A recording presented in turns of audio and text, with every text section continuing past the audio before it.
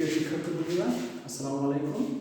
আমি মোহাম্মদ ইমরান খান, সহকারী শিক্ষক, রহিমা আফসার মাধ্যমিক বালিকা বিদ্যালয়, ভেড়ামারা, কুষ্টিয়া।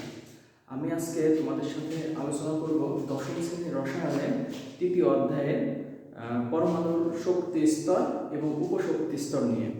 শক্তি স্তর এবং উপশক্তি স্তর ব্যাখ্যা করতে গেলে ফার্স্টে আমাদের সামনে চলে আসবে হলো কোয়ান্টাম সংখ্যা।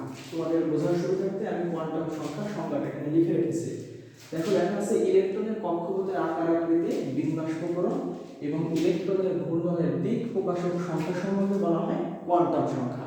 তো এই কোয়ান্টাম সংখ্যা 4 ভাগে বিভক্ত করা হয়। কোয়ান্টাম সংখ্যা 4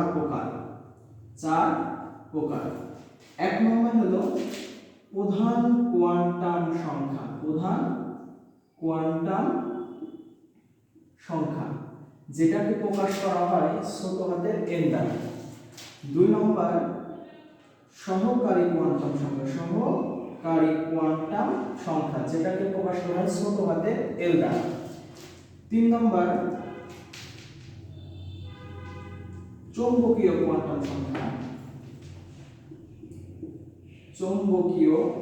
কোয়ান্টাম সংখ্যা, যেটাকে প্রকাশ করা হয় ছোট হাতের m দ্বারা। আর 4 নম্বর হলো স্পিন কোয়ান্টাম সংখ্যা বা স্পিন কোয়ান্টাম সংখ্যা, এটাকে প্রকাশ করা হয় তোমার হলো s দ্বারা। তাহলে এখানে দেখো, তো তোমাদের এসএসসি সিলেবাসে 1 নম্বর আর 2 নম্বর এটা তোমাদের লাগবে। তো এখানে দেখো যে বোর পরমাণু মডেল থেকে আমরা পরমাণুর বিভিন্ন কক্ষপথ সম্পর্কে ধারণা পাই। তার মধ্যে দেখো, বোর পরমাণু মডেলটা এইভাবে সংজ্ঞায়িত করছে। বিষয়টা হলো যে যখন প্রধান কোয়ান্টাম সংখ্যা n = 1, তখন বলা হয়েছে যে এটা হবে n = 1 হলে হবে k শেল, যেটা পরমাণুর প্রথম কক্ষপথ নির্দেশ করে। যখন n = 2 হবে তখন হবে l শেল, এটা পরমাণুর দ্বিতীয় কক্ষপথ নির্দেশ করে। আর যখন n = 3 হবে তখন হবে তোমার m শেল, এটা পরমাণুর তৃতীয় কক্ষপথ নির্দেশ করে। আর n = 4 হলে হবে n শেল, এটা পরমাণুর চতুর্থ কক্ষপথ নির্দেশ করে। এখন দেখো যে এই প্রত্যেকটা কক্ষপথে ইলেকট্রন ধারণ ক্ষমতার একটা সূত্র আছে। প্রত্যেকটা কক্ষপথে কিন্তু নির্দিষ্ট সংখ্যক ইলেকট্রন প্রবেশ করে, এর বেশি কিন্তু প্রবেশ করবে না। তো কক্ষপথে ইলেকট্রন ধারণ ক্ষমতার সূত্র,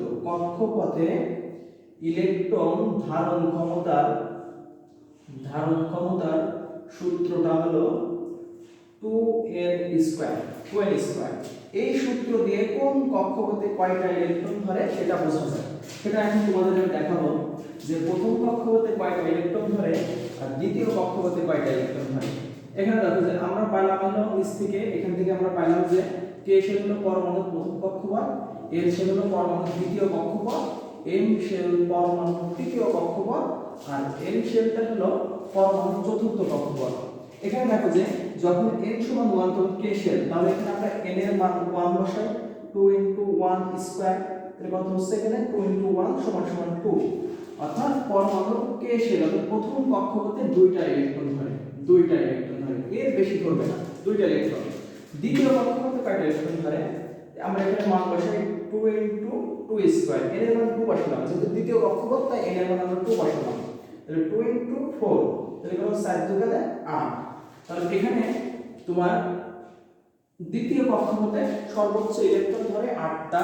আর তৃতীয় কক্ষপথ, আমরা তৃতীয় কক্ষপথের ক্ষেত্রে দেখি, তাহলে এখানে হবে 2 × 3², 2 × 9, 9 × 18। তাহলে এখানে তোমার ইলেকট্রন ধরে 18টা। একইভাবে এখানে ইলেকট্রন হবে 32টা। তাহলে বসাই দেখাই দিই তোমাদের, 2 × 4², 2 × 16, 32। চতুর্থ প্রথম আমরা কি পেলাম, প্রথম কক্ষপথে ইলেকট্রন ধরে 2টা, দ্বিতীয় কক্ষপথে ইলেকট্রন ধরে 8টা, তৃতীয় কক্ষপথে ইলেকট্রন ধরে 18টা, আর চতুর্থ কক্ষপথে ইলেকট্রন ধরে 32টা। এখন দেখো যে এই যে কক্ষপথ, এটা পরমাণু প্রথম, দ্বিতীয়, তৃতীয়, চতুর্থ কক্ষপথ। প্রত্যেকটা কক্ষপথ আবার বিভিন্ন উপশক্তি স্তরে বিভক্ত। সেই উপশক্তি স্তরের মানটা কোন মানে প্রথম কক্ষপথে কয়টা ইলেকট্রন হবে, কয়টা উপশক্তি স্তর হবে, দ্বিতীয় কক্ষপথে কয়টা উপশক্তি স্তর হবে, সেটা আমরা এল এর মান থেকে বের করব। আর এই এল এর মানটা অর্থাৎ সমবায়ী কোয়ান্টাম সংখ্যার মানটা নির্ভর করে প্রধান কোয়ান্টাম সংখ্যার উপরে। তাহলে এখানে দেখো যে প্রথম কক্ষপথে আমরা দেখব যে কয়টা উপশক্তি স্তর আছে। n সমান সমান যা হবে, n সমান সমান 1 আছে, তাহলে l এর মানটা কত হবে? l এর মানটা হবে 0 থেকে n-1 পর্যন্ত।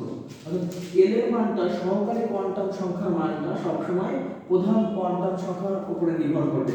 আর l এর মান আমরা যত পাবো সব উপশক্তি স্তর সংখ্যা ঠিক ততটা হবে। যেমন দেখো 0 থেকে 1-1, মানে এখানে টোটালটা হচ্ছে 0 থেকে 0, তার মানে 0 হয়ে যাচ্ছে। তাহলে প্রথম কক্ষপথে একটা উপশক্তি স্তর আছে, তাহলে একটা উপশক্তি স্তরটা আছে এটা তোমাদের মনে রাখার জন্য এটা একটু মনে রাখতে হবে তোমাদের, যে মনে রাখবে যে l সমান সমান 0 হলে হয় s orbital, s orbital. l সমান সমান যখন 1 হবে তখন হবে p অরবিটাল, l সমান সমান যখন 2 হবে তখন হবে d অরবিটাল, আর l সমান সমান যখন 3 হবে তখন হবে f অরবিটাল। এই বিষয়টা তোমাদের মনে রাখতে হবে। তাহলে দেখো এখানে n সমান সমান যখন 1 অর্থাৎ প্রথম কক্ষপথ, তখন l এর মান আসছে 0, তাহলে এখানে শুধুমাত্র একটা মাত্র অরবিটাল থাকবে, সেটা হলো s, একটা মাত্র অরবিটাল থাকবে, এটা হলো s। তাহলে এখানে যদি আমরা এখন লিখি যে l সমান সমান 2, তাহলে l সমান সমান 2 এর দ্বিতীয় কক্ষপথ, তাহলে এখানে হবে n এর মান 2 বসাবো আমরা, 2 * 1, তাহলে 0 থেকে 1, তার মানে কত হচ্ছে এখানে 0 1। তাহলে এখানে দেখো যে দ্বিতীয় কক্ষপথে দুইটা উপশক্তি স্তর আছে, a 0 হলে s অরবিটাল হয় আর 1 হলে p অরবিটাল হয়। তাহলে দ্বিতীয় শক্তি স্তরের মধ্যে দুইটা কক্ষপথ পাবো, একটা হলো s আর একটা হলো p। এরপরে যদি আমরা তৃতীয় কক্ষপথের ক্ষেত্রে দেখি, যখন n সমান সমান আমরা 3 বসাবো তখন দেখো n এর মান হবে 3টা, অর্থাৎ 3 নম্বর কক্ষপথে উপশক্তি স্তর হবে 3টা, তাহলে n এর মান এখানে 3 বসানো। তাহলে 0 থেকে 2, তার মানে কত হচ্ছে এখানে 0 1 2। এখানে দেখো তো l সমান 0 হলে s অরবিটাল, 1 হলে p, 2 হলে d, তাহলে এখানে 2 পর্যন্ত পাইছি, অর্থাৎ s p d। তৃতীয় কক্ষপথে 3টা উপশক্তি স্তর আছে, একটা হলো s, একটা p আর একটা হলো d। এবং দেখো চতুর্থ কক্ষপথ যখন n সমান সমান 4 হবে, n সমান সমান 4 হবে তখন l এর মান হবে তোমার 0 থেকে 4 - 1, তাহলে এখানে মানটা চলে আসবে তোমার 0 থেকে 3, তার মানে 0 1 2 3। এখানে দেখো 4 নম্বর কক্ষপথে 4টা উপশক্তি স্তর সম্ভব, সেটা হলো s p d আর f। তাহলে আমরা এখানে লিখতে পারি চতুর্থ কক্ষপথে উপশক্তি স্তর আছে 4টা, s p d f। যেহেতু এটা প্রথম শক্তি স্তর, এজন্য আমাদের এখানে 1 দিতে হবে, তাহলে 1s। যেহেতু এটা দ্বিতীয় শক্তি স্তর, এখানে আমাদের 2 দিতে হবে, 2s 2p। যেহেতু এটা তৃতীয় শক্তি স্তর, এজন্য আমাদের এই পাশে 3 দিতে হবে, 3s 3p 3d। আর চতুর্থ শক্তি স্তরের ক্ষেত্রে 4s 4p 4d 4f। এটা হলো পরমাণুর কক্ষপথ আর এইগুলো হলো পরমাণুর উপশক্তি স্তর। এর আগে আমরা দেখলাম যে পরমাণুর যে কোনো কক্ষপথে ইলেকট্রন ধারণ ক্ষমতার সূত্র হলো 2n²। এখন আমরা দেখব যে উপশক্তি স্তরে কয়টা করে ইলেকট্রন প্রবেশ করে সেই সূত্রটা, অর্থাৎ পরমাণুর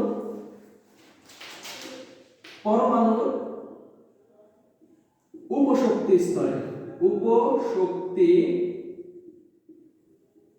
স্তরে ইলেকট্রন ধারণ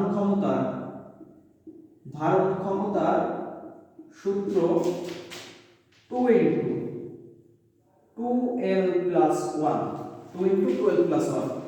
এই সূত্র দ্বারা বোঝা যাবে যে কোন উপশক্তি স্তরে কয়টা ইলেকট্রন থাকে। এখানে 8টা আছে, আমি ইচ্ছা করলে এখানে 4টা, এখানে 4টা, 8টা ভাগ করে দিতে পারবো না। এখানে কি আমি এই সূত্রের মাধ্যমে বোঝা যাবে যে কোন উপশক্তি স্তরে কয়টা ইলেকট্রন আছে। এখানে লাগবে 2 × 12, অর্থাৎ l এর মানটা লাগবে।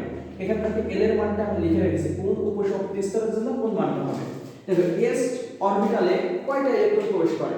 তাহলে s এর ক্ষেত্রে l এর মান 0, তাহলে এখানে আমরা লিখতে পারি 2 into 0 plus 1, তাহলে 2 এর সাথে 0 যোগ করলে 0 আর 0 এর সাথে 1 যোগ করলে 1 আর 2 এর কত হচ্ছে 2, অর্থাৎ s অরবিটালে দুইটা ইলেকট্রন প্রবেশ করে। অর্থাৎ এখানে যতগুলো s অরবিটাল আছে প্রত্যেকটা অরবিটালে দুইটা করে ইলেকট্রন প্রবেশ করবে, দুইটা করে ইলেকট্রন, এর বেশি প্রবেশ করবে না। এরপর যদি আমরা দেখি দ্বিতীয় শক্তি স্তর অর্থাৎ উপশক্তি স্তর p উপশক্তি স্তর, অর্থাৎ এখানে দেখো l সমান সমান 1 আছে, তাহলে আমি যদি লিখি 2 into 1 plus 1, তাহলে এখানে আসছে ক্যালকুলেশন করে আসছে 2 আর 1 এর 3, তাহলে কত হচ্ছে 6। তাহলে এখান থেকে আমরা বুঝতে পারলাম যে p অরবিটাল, এখানে যতগুলো p অরবিটাল আছে প্রত্যেকটা p অরবিটালে 6টা করে ইলেকট্রন প্রবেশ করবে, 6টা। এরপর যদি আমরা d অরবিটালের ক্ষেত্রে দেখি, d অরবিটালের ক্ষেত্রে দেখো l সমান সমান 2 হলে d অরবিটাল, তাহলে এখানে 2 দিলাম, তাহলে 2 দিয়ে 4 আর 1 5, তাহলে 2 into 5 কত আসলো 10, তাহলে প্রত্যেকটা d অরবিটালে 10টা করে ইলেকট্রন প্রবেশ করবে। এরপর যদি আমরা f এর ক্ষেত্রে দেখি, f এর ক্ষেত্রে এখানে হবে 3, তাহলে এখানে আসলো 3 দুগুণে 6 আর 1 7, 14, তাহলে প্রত্যেকটা f অরবিটালে 14টা ইলেকট্রন হবে। তাহলে আমরা এখন কি শিখলাম যে প্রধান শক্তি স্তরে ইলেকট্রন ধারণ ক্ষমতা সূত্র 2a², এই সূত্রের মাধ্যমে যত কক্ষপথ আসবে প্রত্যেকটা কক্ষপথে তুমি ইলেকট্রন প্রবেশ করাতে পারো, কোথায় কয়টা ইলেকট্রন প্রবেশ করে এটা তুমি বুঝতে পারবে এই সূত্রের মাধ্যমে। আর এর মধ্যে যে উপশক্তি স্তরগুলো থাকবে এই উপশক্তি স্তরে ইলেকট্রন ধারণ ক্ষমতা সূত্র 2 into 12 plus 1, এই সূত্রের মাধ্যমে বোঝা যাবে যে কোন উপশক্তি স্তরে কয়টা ইলেকট্রন প্রবেশ করে। এরপরে আমরা দেখব যে এই উপশক্তি স্তরগুলো আবার কয়টা ভাগে বিভক্ত। উপশক্তি স্তর, এই উপশক্তি স্তর এখানে দেখো যে p orbital, s orbital, d orbital, f orbital এদের মধ্যে বিভক্ত আছে কিনা। এখন আমি তোমাদের দেখাবো যে p অরবিটাল আর d অরবিটাল কয় ভাগে বিভক্ত এটা দেখাবো। আমরা জানি যে l সমান সমান 1 হলে p অরবিটাল হয় আর l সমান সমান 2 হলে d অরবিটাল হয়।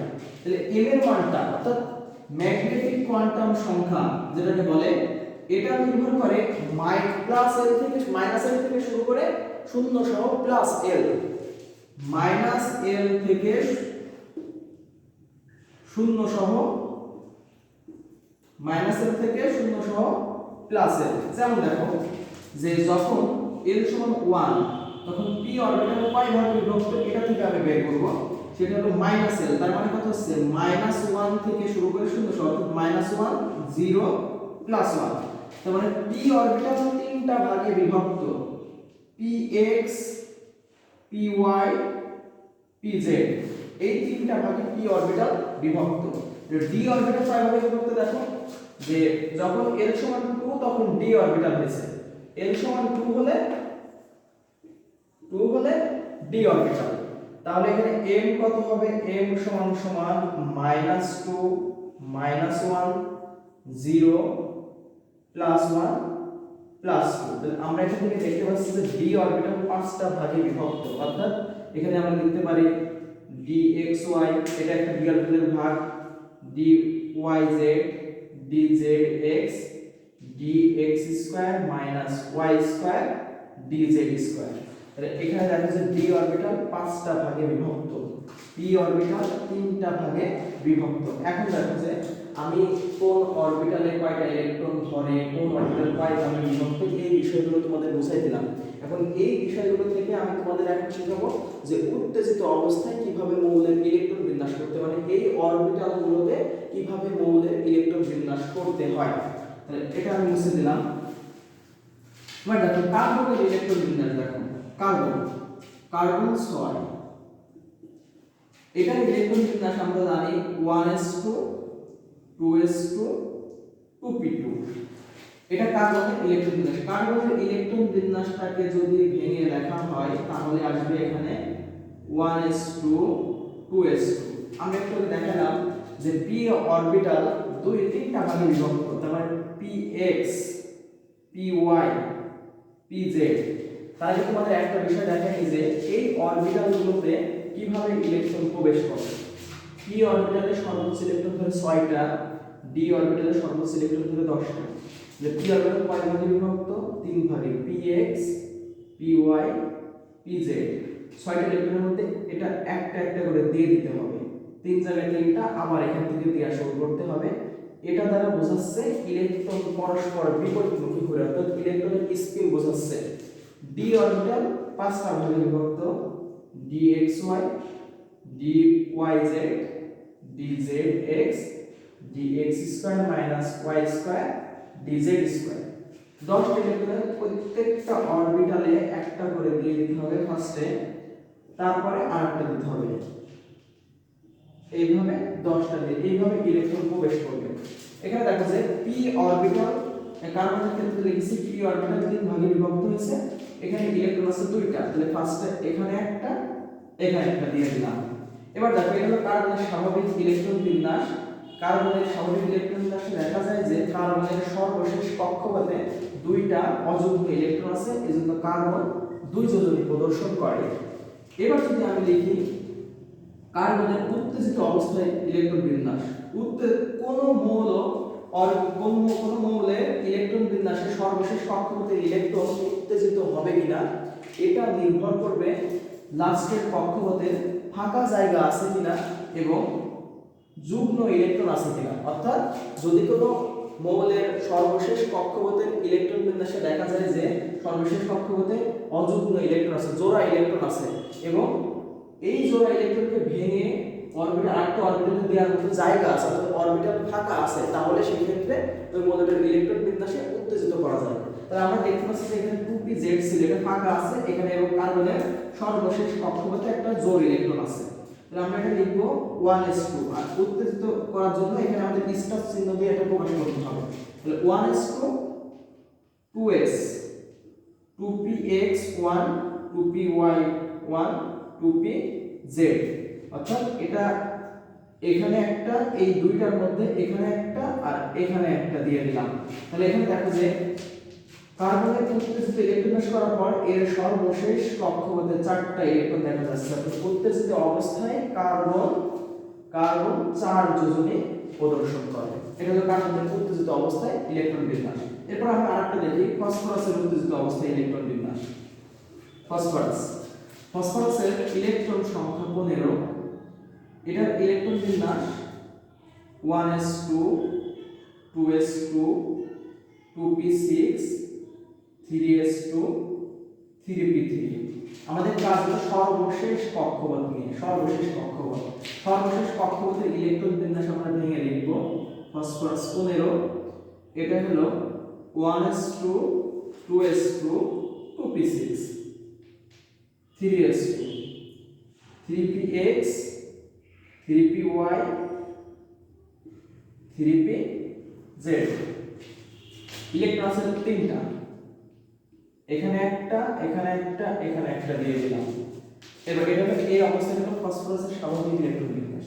আর এই স্বাভাবিক ইলেকট্রন বিন্যাস থাকা অবস্থায় ফসফরাস 3 যোজনী প্রদর্শন করে। আর এখানে দেখো যে ফসফরাসের ইলেকট্রন বিন্যাস উত্তেজিত হবে কিনা আমাদের দুইটা বিষয় খেয়াল রাখতে হবে, যে সর্বশেষ কক্ষপথে জোড় ইলেকট্রন আছে কিনা, হ্যাঁ এখানে জোড় ইলেকট্রন আছে, এবং জায়গা ফাঁকা আছে কিনা। মনে হচ্ছে জায়গা ফাঁকা নাই, কিন্তু আমরা জানি যে 3 নম্বর কক্ষপথ হলো 3 নম্বর কক্ষপথ, এখানে দেখো যে 3s 3p 3d, এই d অরবিটাল পুরো ফাঁকা পড়ে আছে। তাহলে এই ইলেকট্রনটা উত্তেজিত হয়ে d অরবিটালে চলে যাবে। তাহলে আমরা এখানে লিখব ফসফরাস 15, যেহেতু উত্তেজিত অবস্থা লিখছি স্টার চিহ্ন দিয়ে প্রকাশ করব।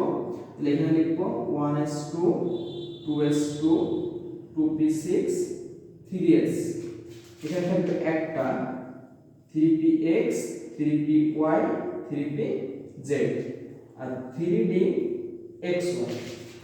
এই যে 3টা আছে 3টা দিয়ে দিই। এখান থেকে একটা উত্তেজিত হয়ে এই এখানে চলে আসবে।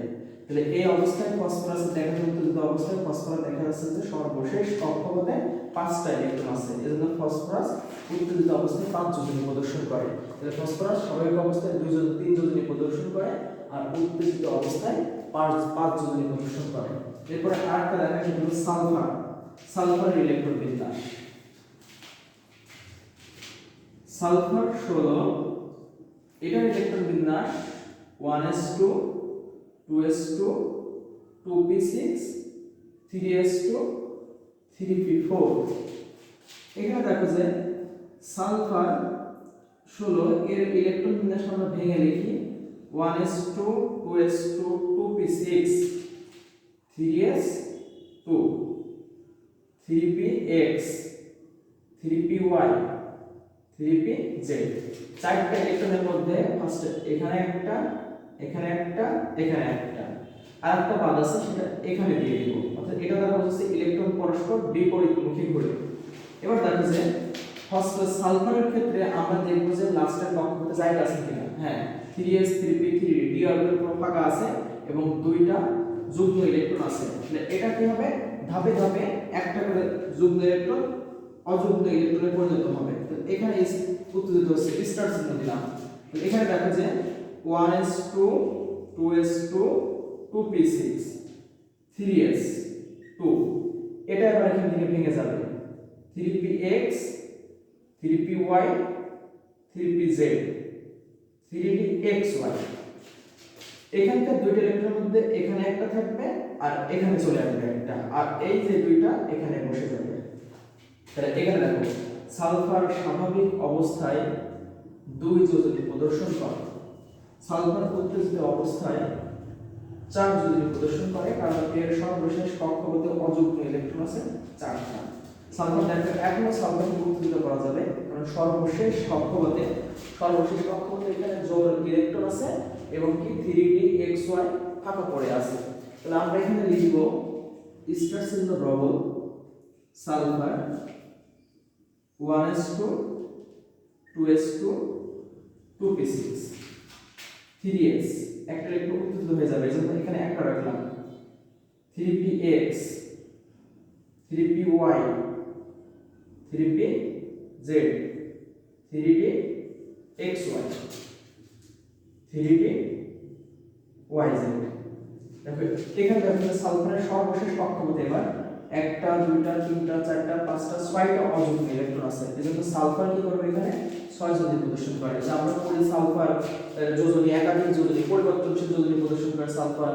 সালফার দেখো 2 4 6 এই 2 4 6 যোজনী সালফার প্রদর্শন করে, যেটা আমরা দেখালাম উত্তেজিত অবস্থায় ইলেকট্রন বিন্যাসের মাধ্যমে। আশা করি তোমরা ক্লাসটা সবাই বুঝতে পারছো। আজকের মতো এখানেই শেষ।